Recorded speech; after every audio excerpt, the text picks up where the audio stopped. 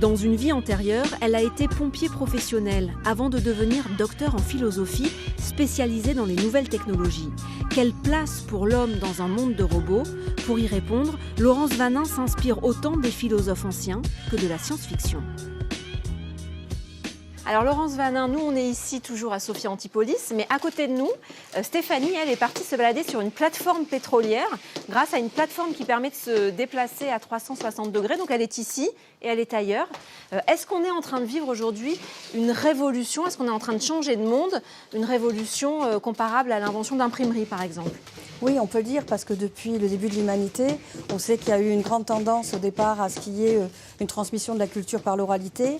On est passé à l'écriture, après le monde de l'imprimerie a tout révolutionné et on sait que depuis la première révolution industrielle, depuis 1850 on va dire à peu près, on a vécu 4 révolutions industrielles et aujourd'hui on arrive à une convergence entre la science, les technosciences, c'est encore autre chose, la technique qui se déploie et puis la version du numérique, donc l'informatique, qui a investi complètement ces disciplines et qui transforme tout.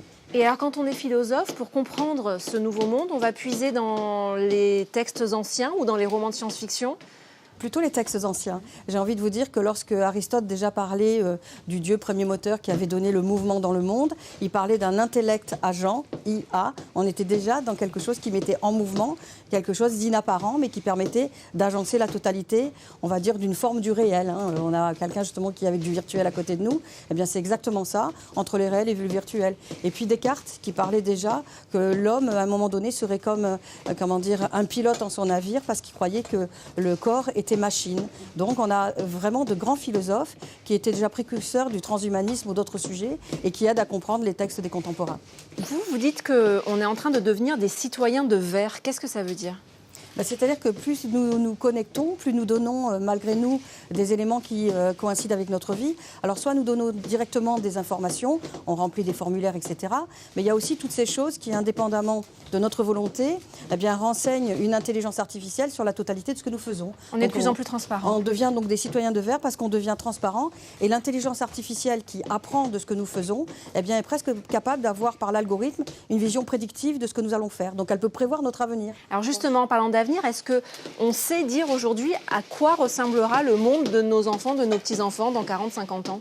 Si on part dans un récit un peu, fantaisiste, mais qui me semble peut quand même être celui qui pourra être proche de la réalité, on aura de plus en plus de véhicules autonomes, on aura des individus qui seront des humains complètement, on aura des cyborgs, des personnes qui auront peut-être un exosquelette pour marcher, parce qu'il y aura des personnes qui auront besoin de résoudre un handicap par toutes les nanotechnologies et les technologies en vigueur.